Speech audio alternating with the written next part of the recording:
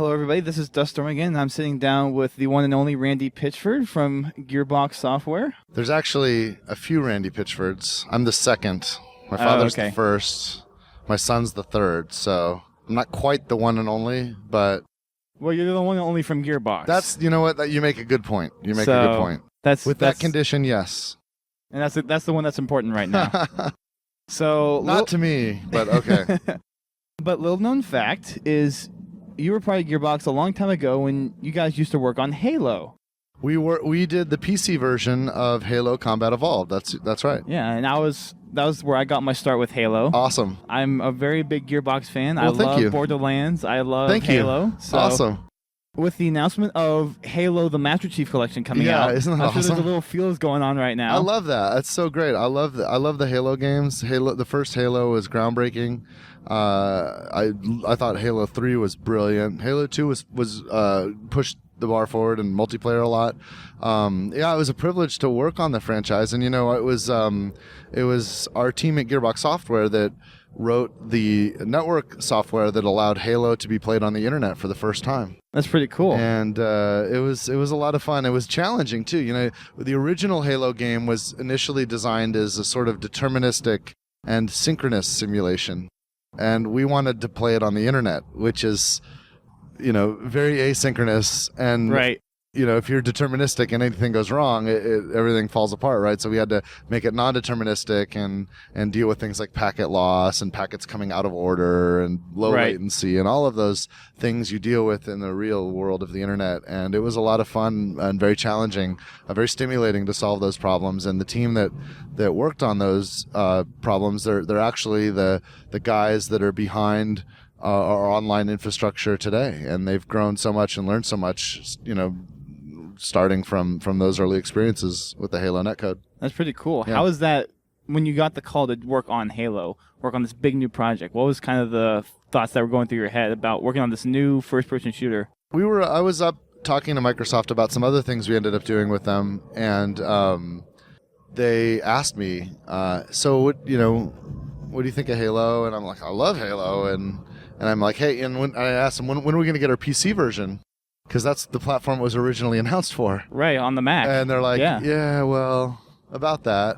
I said, come on. Well, that's still a big question today. You got to let me do it, because we got to be able to play it. And, it went on to become the best-selling Windows PC first-person shooter in history.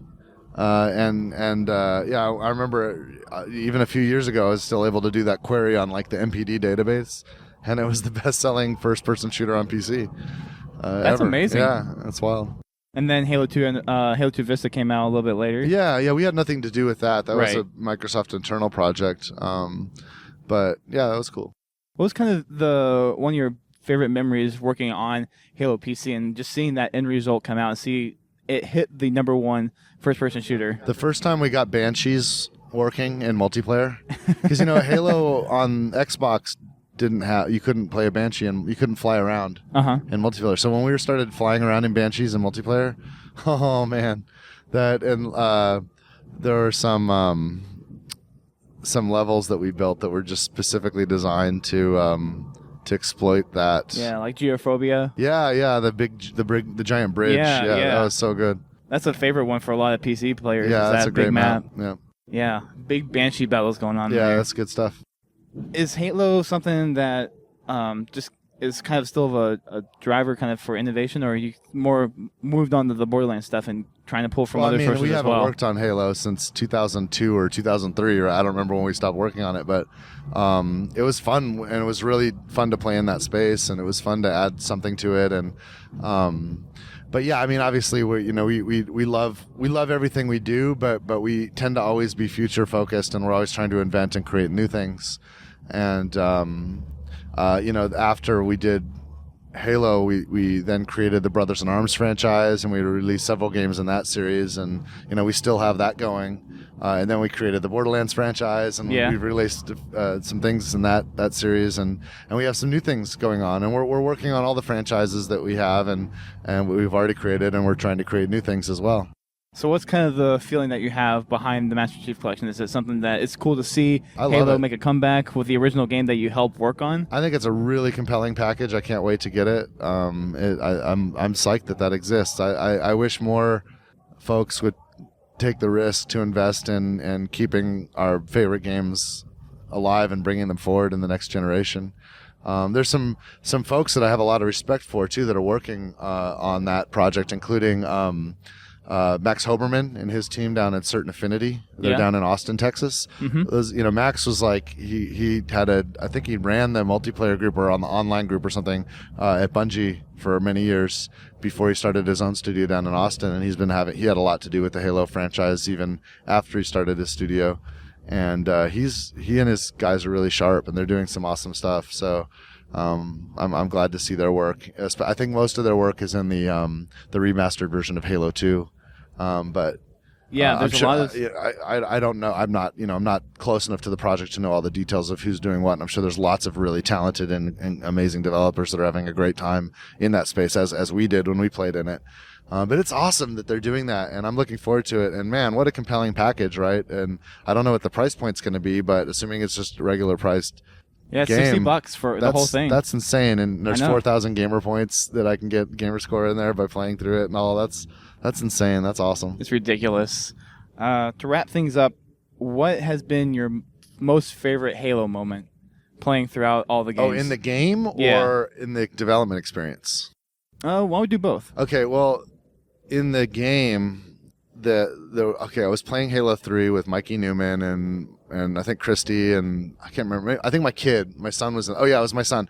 And Mikey, what are the flying things that you can have the jump seats in? What are those vehicles called? That are like from Halo 3? Halo 3. The Hornets. So Mikey had a Hornet, and my kid and I were sitting in the jump seats, and we flew over the giant Scarab thing.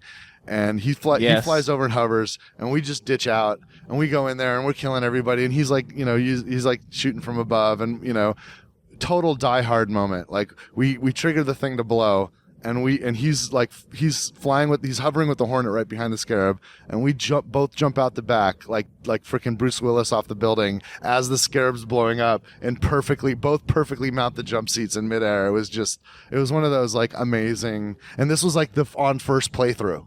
Right, this was on our first playthrough. We played through it cooperatively, and we were just flipping the fuck out. It was so awesome. Nice. And from a development point of view, I mean, Bungie's really clever, and they built Halo with a really data-driven system. And some of the methods that they use from in their data-driven systems served as kind of inspiration and giving us confidence to believe that we can build a procedural system that led to the fact that we can have 87 bazillion guns in Borderlands, right? The fact that we have near infinite amount of weapons and loot in Borderlands is built from a procedural system that is derived from the idea of data-driven development, and some of that data-driven development was inspired by the software we got to expose to at Bungie. And what's really exciting about that is you can see all the things we were able to do in Borderlands and all the invention and pushing the genre forward, and to have some of that inspiration from the talented guys at Bungie. It's really exciting, to see how creators fuel each other and how we keep building on each other's inventions and just making awesomer games for people to enjoy. That's cool. So yeah. Well, Randy, thank you for taking the time to sit down with me today. Pleasure to talk with you. Cheers. For those of you who don't know, Randy is CEO of Gearbox. Is that right? That's CEO? right. I'm technically the president. A lot of people call me CEO. That's true. I'm basically, what it means is I'm the most accountable. So when things go wrong with our games, everybody says kill Randy. But got it. So check out Gearbox's new game, Borderlands, the pre-sequel coming out later this year. Awesome. And again, Randy, thank you so much for your time. All right. Happy to do it. Cheers.